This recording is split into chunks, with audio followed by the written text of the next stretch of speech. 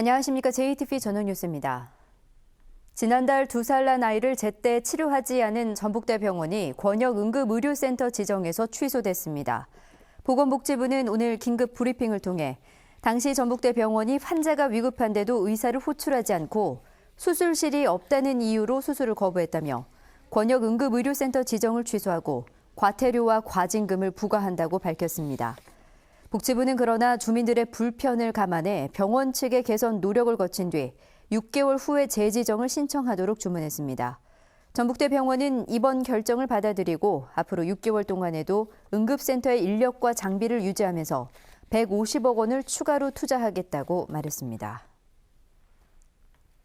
군산시의회가 시금고 선정에서 전북은행이 탈락한 것과 관련해 재심의를 촉구하는 성명서를 내는 등 반발이 이어지고 있습니다. 군산시의회는 군산시가 시금고 선정 과정 때 경제성과 수익만을 추구해 지역은행인 전북은행을 외면하고 일반 시중은행의 손을 들어줬다며 잘못된 이번 선정 과정을 투명하게 공개하고 재심의하라고 촉구했습니다. 이에 앞서 전북은행 노조도 43년 동안 군산시 금고를 맡아 지역사회에 공헌한 지역은행을 탈락시켰다며 반발하고 있습니다. 민주노총과 전북녹색연합 등으로 구성된 전북노동시민사회단체가 오늘 기자회견을 갖고 전북 모 업체가 발암물질을 배출하고 있다며 특별 점검을 촉구했습니다. 전북노동시민사회단체는 메디안과 부광제약 등 일부 업체 지약에서 가습기 살균제 성분이 검출됐는데 이들이 공통으로 원료를 납품받은 업체가 완주해 있는 모 기업이라고 주장했습니다. 이어 이 업체가 지난 2005년부터 최근까지 발암물질인 벤젠을 65톤가량 배출했다며 전라북도가 특별 점검을 하고 안전대책을 세워야 한다고 밝혔습니다. 밤 늦게까지 어린이 환자를 치료하는 달빛 어린이 병원이 크게 늘어납니다.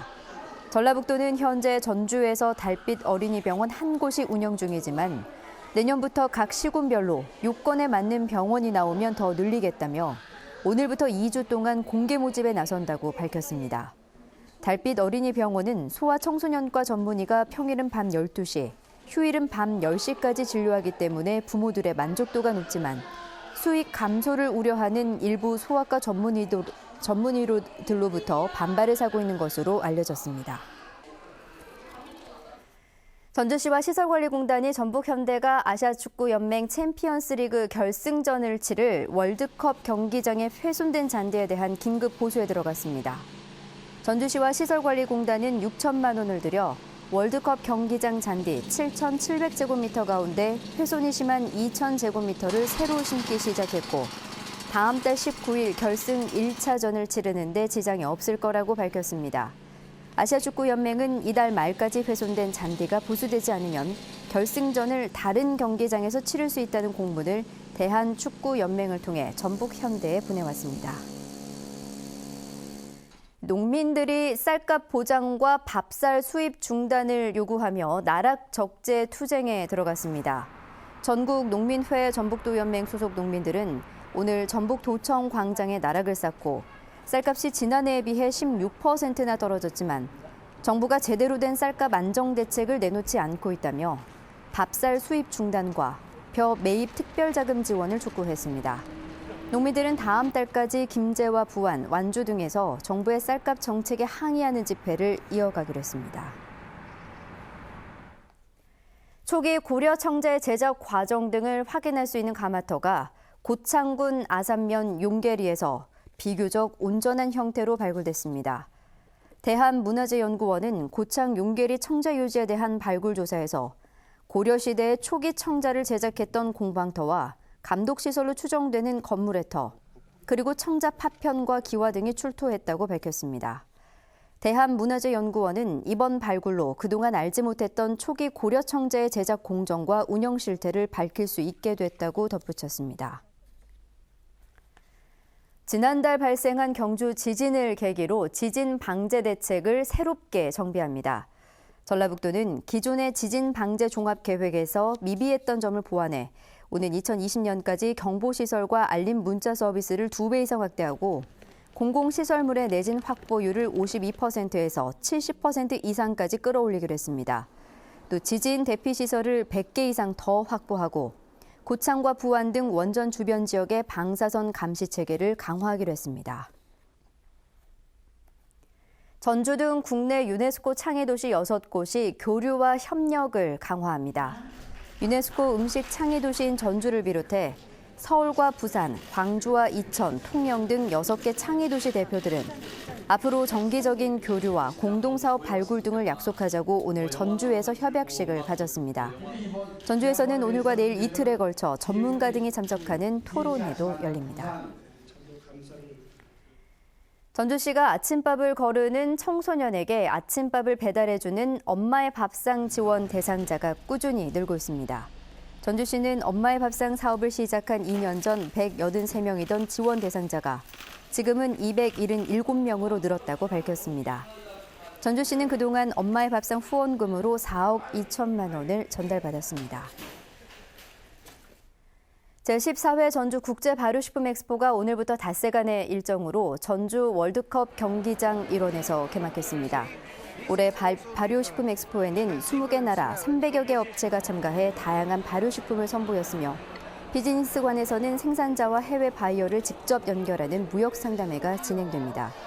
이와 함께 전주 전통문화전당에서는 제4회 전주 비빔밥 축제가 개막해 비빔밥 퍼포먼스와 요리 경연대회, 체험 행사와 거리 공연 등이 이어집니다. 전북경찰청은 하도급 수주를 돕는 대가로 건설업체 대표로부터 수천만 원을 받은 혐의를 받고 있는 고창군 의회 56살 이모 의원을 구속 기소 의견으로 검찰에 송치했습니다.